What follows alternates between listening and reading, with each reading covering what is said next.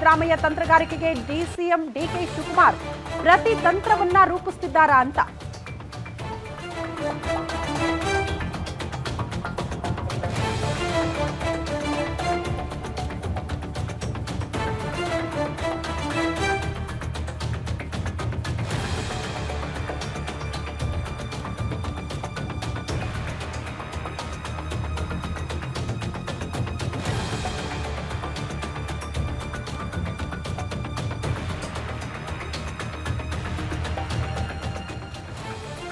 Siddaramaiah ತಂತ್ರಗಾರಿಕೆಗೆ DK Shivakumar ಪ್ರತಿತಂತ್ರವನ್ನ ರೂಪಿಸಿದ ರೀತಿಯಲ್ಲಿ ಕಾಣಿಸ್ತಾ ಇದೆ.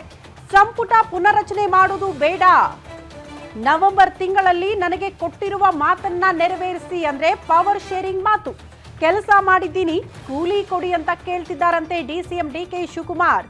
ಒಂದೇ ಸಲ ನಾಯಕತ್ವ ಬದಲಾವಣೆ ಮಾಡಿ ಅಂತ ಪಟ್ಟು ಹಿಡಿದಿದ್ದಾರೆ ಡಿಕೆ ಶಿವಕುಮಾರ್ ಅನ್ನೋದ್ರ ಡೀಟೇಲ್ ಸದ್ಯ ಸಿಗ್ತಾ ಇದೆ. ಹಾಗಾಗಿ ರಾಜ್ಯ ಮಟ್ಟದಲ್ಲಿ ಚರ್ಚೆ ಮಾಡೋದಕ್ಕೆ ಮನಸ್ಸು ಮಾಡ್ತಿಲ್ಲ, ಬದಲಾಗಿ ಹೈಕಮಾಂಡ್ ನಿಂದಲೇ ನೇರ ಸಂದೇಶ ರವಾನೆ ಮಾಡಬೇಕು ಅಂತ ಸತತ ಪ್ರಯತ್ನದಲ್ಲಿ ಡಿಸಿಎಂ ಡಿಕೆ ಶಿವಕುಮಾರ್ ಅವರು ಇದ್ದಾರೆ ಅನ್ನೋದು ಬಹಳ ಸ್ಪಷ್ಟ. ಅಲ್ಲಿಗೆ ನವೆಂಬರ್ಗೆ ಸಿಎಂ ಕುರ್ಚಿಗೆ ಸಂಬಂಧಪಟ್ಟಂತೆ ಕ್ರಾಂತಿ ಆಗಲಿ, ಸಂಪುಟಕ್ಕೆ ಸಂಬಂಧಪಟ್ಟಂತೆ ಬೇಡ ಅನ್ನುವಂಥ ನಿಲುವನ್ನ ಡಿಸಿಎಂ ಡಿಕೆ ಶಿವಕುಮಾರ್ ಅವರು ತಾಳಿದ ರೀತಿಯಲ್ಲಿ ಕಾಣಿಸ್ತಾ ಇದೆ. ಗೊತ್ತಿಲ್ಲ ಕಾಂಗ್ರೆಸ್ನ ಹೈಕಮಾಂಡ್ ಯಾವ ರೀತಿ ಡಿಸಿಎಂ ಡಿಕೆ ಶಿವಕುಮಾರ್ ಅವರನ್ನ ಮನವೊಲಿಸುತ್ತೆ, ಅಥವಾ ಅವರ ಹೇಳಿದ ರೀತಿಯಲ್ಲೇ ನವೆಂಬರ್ಗೆ ಸಿಎಂ ಕುರ್ಚಿಗೆ ಸಂಬಂಧಪಟ್ಟಂತೆ ಕ್ರಾಂತಿಗೆ ಮುಂದಾಗುತ್ತಾ ಅನ್ನೋದನ್ನ ಕಾದು ನೋಡಬೇಕು.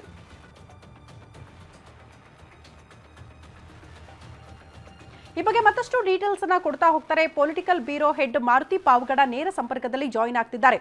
ಮಾರುತಿ, ನವೆಂಬರ್ ಕ್ರಾಂತಿ ಅಂದ್ರೆ ಅದು ಸಂಪುಟಕ್ಕೆ ಸಂಬಂಧಪಟ್ಟಂತೆ ಆಗ್ತಿರಬಹುದು ಬಿಡು ಅಂತ ಹೇಳ್ತಾ ಇದ್ರು, ಬಟ್ ಡಿಸಿಎಂ ಡಿಕೆ ಶಿವಕುಮಾರ್ ಅವರು ಮತ್ತೊಂದು ಸ್ಟೇಟ್ಮೆಂಟ್ ಕೊಡೋ ಮೂಲಕ ಮತ್ತೊಂದು ರೀತಿಯ ಚರ್ಚೆಯನ್ನ ಹುಟ್ಟು ಹಾಕಿದ್ದಾರೆ. ಸಿಎಂ ಕುರ್ಚಿಗೆ ಸಂಬಂಧಪಟ್ಟಂತೆ ಕ್ರಾಂತಿಯನ್ನ ಬಯಸ್ತಿದ್ದಾರಾ ಡಿಸಿಎಂ ಅನ್ನೋದು ಪ್ರಶ್ನೆ. ಪ್ರತಿ ರಾಜ್ಯ ಕಾಂಗ್ರೆಸ್ನ ಎರಡೂ ಬಣದಲ್ಲೂ ಕೂಡ ಬೇರೆ ಬೇರೆ ರೀತಿಯಾದಂತಹ ಒಂದು ಚರ್ಚೆಗಳು ಮೊದಲಿಂದಲೂ ಕೂಡ ಇದ್ದೇ ಇದಾವೆ. ಈಗ ನವೆಂಬರ್ ತಿಂಗಳಲ್ಲಿ ನಾಯಕತ್ವ ಬದಲಾವಣೆ ಆಗುತ್ತೆ ಅನ್ನುವಂತ ಒಂದು ಚರ್ಚೆ ಡಿ ಕೆ ಶಿವಕುಮಾರ್ ಅವರ ಬಣದಲ್ಲಿ ಹೆಚ್ಚು ಹೆಚ್ಚು ಆಗ್ತಾ ಇದೆ. ಅದೇ ರೀತಿ ಸಿದ್ದರಾಮಯ್ಯ ಅವರ ಬಣದಲ್ಲಿ ಸಿದ್ದರಾಮಯ್ಯ ಅವರೇ ಈ ಅವಧಿಯನ್ನ ಕಂಪ್ಲೀಟ್ ಮಾಡ್ತಾರೆ, ಸಂಪುಟ ಪುನರಚನೆ ಅಷ್ಟೇ ಆಗೋದು ಅನ್ನುವಂತ ಒಂದು ರೀತಿಯಲ್ಲಿ ಚರ್ಚೆ ಆರಂಭ ಆಗುತ್ತೆ. ಇದಕ್ಕೆ ಸಾಥ್ ಕೊಡುವಂತ ಒಂದು ರೀತಿಯಲ್ಲಿ ಕಳೆದ ವಾರ ಸಿದ್ದರಾಮಯ್ಯ ಅವರು ಕೊಟ್ಟಂತಹ ಬಹಿರಂಗ ಹೇಳಿಕೆ ಅಂದ್ರೆ ನವೆಂಬರ್ ತಿಂಗಳಲ್ಲಿ ಸಂಪುಟ ಪುನರಚನೆ ಅಷ್ಟೇ ಆಗುತ್ತೆ, ಹೀಗಾಗಿ ನಾನು ರಾಹುಲ್ ಗಾಂಧಿ ಅವರ ಭೇಟಿಗೆ ತೆರಳುತ್ತಾ ಇದ್ದೀನಿ ಅನ್ನುವಂತ ಒಂದು ಹೇಳಿಕೆ. ನಿನ್ನೆ ಇದಕ್ಕೆ ತದ್ವಿರುದ್ಧವಾದಂತಹ ಒಂದು ಹೇಳಿಕೆಯನ್ನ ಡಿ ಕೆ ಶಿವಕುಮಾರ್ ಅವರು ಕೊಟ್ಟಿರುವಂತದ್ದು. ಸಂಪುಟ ಪುನರಚನೆನೂ ಇಲ್ಲ, ಏನೂ ಇಲ್ಲ, ಎಲ್ಲವೂ ಕೂಡ ಹೈಕಮಾಂಡ್ ನಿರ್ಧಾರ ಮಾಡುತ್ತೆ ಅಂತ. ಈ ಹೇಳಿಕೆಯಿಂದ ಬಹಳಷ್ಟು ಸ್ಪಷ್ಟವಾಗಿ ಗೊತ್ತಾಗ್ತಿರೋದು ಏನಂತ ಹೇಳಿದ್ರೆ, ಡಿ ಕೆ ಶಿವಕುಮಾರ್ ಅವ್ರಿಗೆ ನವೆಂಬರ್ ತಿಂಗಳಲ್ಲಿ ಸಂಪುಟ ಪುನರಚನೆ ಮಾಡುವಂತಹ ಒಂದು ಅವಶ್ಯಕತೆ ಇಲ್ಲ ಅಂತ. 2023 ವಿಧಾನಸಭಾ ಚುನಾವಣೆಯಲ್ಲಿ ಕಾಂಗ್ರೆಸ್ ಗೆದ್ದು ಅಧಿಕಾರಕ್ಕೆ ಬಂದಾಗ ಅವತ್ತು 50-50 ಫಾರ್ಮುಲಾವನ್ನ ಕಾಂಗ್ರೆಸ್ ಹೈಕಮಾಂಡ್ ಮುಂದೆ ಈ ನಾಯಕರುಗಳು ಇಟ್ಟಿದ್ರು ಅನ್ನುವಂಥದ್ದು. ಹೀಗಾಗಿ ಡಿ ಕೆ ಶಿವಕುಮಾರ್ ಅವರು ನವೆಂಬರ್ 20 ಬಳಿಕ ಮುಖ್ಯಮಂತ್ರಿ ಆಗ್ತಾರೆ ಅನ್ನುವಂತ ಒಂದು ಚರ್ಚೆ ಇವತ್ತಿಗೂ ಕೂಡ ಡಿ ಕೆ ಶಿವಕುಮಾರ್ ಅವರ ಬಣದಲ್ಲಿ ಜೋರಾಗಿ ಆಗ್ತಾ ಇದೆ. ಜೊತೆಗೆ ಪ್ರತಿ ತಿಂಗಳೂ ಕೂಡ ಡಿ ಕೆ ಶಿವಕುಮಾರ್ ಅವರು ಹೈಕಮಾಂಡ್ ಭೇಟಿಗೆ ಹೋಗ್ತಾ ಇದಾರೆ, ಹೈಕಮಾಂಡ್ ನಾಯಕರನ್ನ ಭೇಟಿ ಮಾಡ್ತಾ ಇದಾರೆ. ನವೆಂಬರ್ ಅಲ್ಲಿ ನನಗೆ ಏನ್ ಮಾತು ಕೊಟ್ಟಿದ್ದಾರೋ ಆ ಮಾತನ್ನ ಈಡೇರಿಸಬೇಕು ಅನ್ನುವಂತ ಒಂದು ಒತ್ತಾಯವನ್ನ ಸುರ್ಜೇವಾಲಾ ಅವರಿಂದ ಹಿಡಿದು ಮಲ್ಲಿಕಾರ್ಜುನ್ ಖರ್ಗೆ ಅವರಿಂದ ಹಿಡಿದು ವೇಣುಗೋಪಾಲ್ ಹಾಗೂ ರಾಹುಲ್ ಗಾಂಧಿ ಅವರು ಕೂಡ ಅಂತ ಒಂದು ಒತ್ತಾಯವನ್ನ ಮಾಡ್ತಾ ಇದ್ದಾರೆ.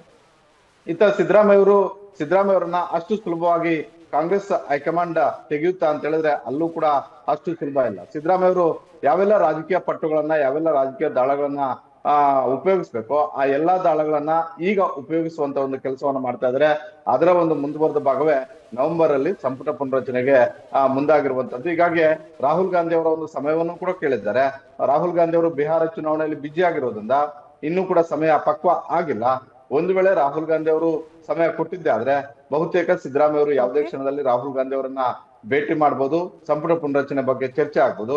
ಒಂದಂತೂ ಸ್ಪಷ್ಟ, ಡಿ ಕೆ ಶಿವಕುಮಾರ್ ಅವರ ಹೇಳಿಕೆಯ ಅರ್ಥ ಹಾಗೂ ಡಿ ಕೆ ಶಿವಕುಮಾರ್ ಅವರ ಬಣದಲ್ಲಿ ಚರ್ಚೆ ಆಗ್ತಿರೋದೇನಂತ ಹೇಳಿದ್ರೆ, ನವೆಂಬರ್ ತಿಂಗಳಲ್ಲಿ ಸಂಪುಟ ಪುನರಚನೆ ಇಲ್ಲ, ನಾಯಕತ್ವವೇ ಬದಲಾವಣೆ ಆಗುತ್ತೆ, ಡಿ ಕೆ ಶಿವಕುಮಾರ್ ಅವರೇ ಮುಖ್ಯಮಂತ್ರಿ ಆಗ್ತಾರೆ ಅಂತ. ಆದ್ರೆ ಸಿದ್ದರಾಮಯ್ಯ ಅವರ ಬಣದಲ್ಲಿ ತದ್ವಿರುದ್ಧವಾದಂತ ಒಂದು ಚರ್ಚೆ ಆಗ್ತಾ ಇದೆ.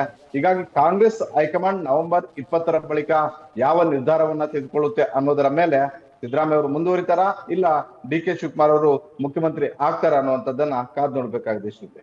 ಓಕೆ ಮಾರುತಿ, ಧನ್ಯವಾದಗಳು ತಮ್ಮೆಲ್ಲ ಮಾಹಿತಿಗೆ.